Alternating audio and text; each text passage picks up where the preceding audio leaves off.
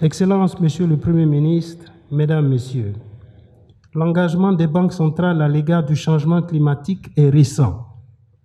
Toutefois, les actions qu'elles ont menées au cours des 10 dernières années reflètent bien la prise de conscience croissante que le changement climatique peut avoir des répercussions importantes sur le système financier et par ricochet sur l'économie.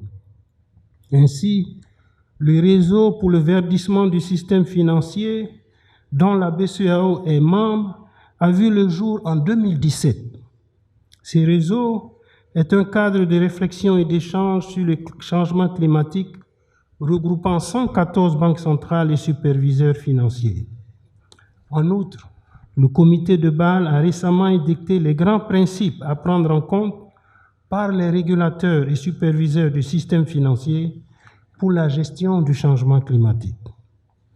Excellences, Monsieur le Premier ministre, Mesdames, Messieurs, les risques climatiques sont certes des préoccupations environnementales, mais leurs effets peuvent compromettre la résilience de notre système financier dans son ensemble.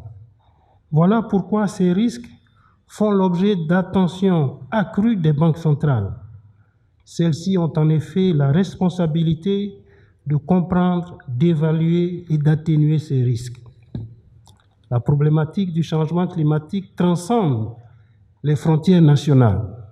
Sa prise en charge nécessite donc une coopération internationale soutenue entre toutes les banques centrales, mais également avec les autres parties prenantes concernées, notamment les États, le secteur bancaire et financier et les partenaires au développement. La présente conférence se veut donc un creuset d'échanges et de partage d'expériences. Elle est une plateforme qui nous offre l'opportunité d'aborder les enjeux du changement climatique et leurs implications financières sur le développement économique de notre région et de notre continent.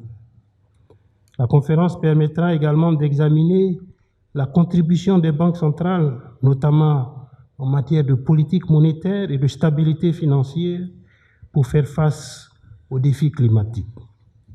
Au demeurant, le partage d'expériences nous éclairera sur les meilleures approches pour assurer une mobilisation de ressources nécessaires au financement vert des économies africaines.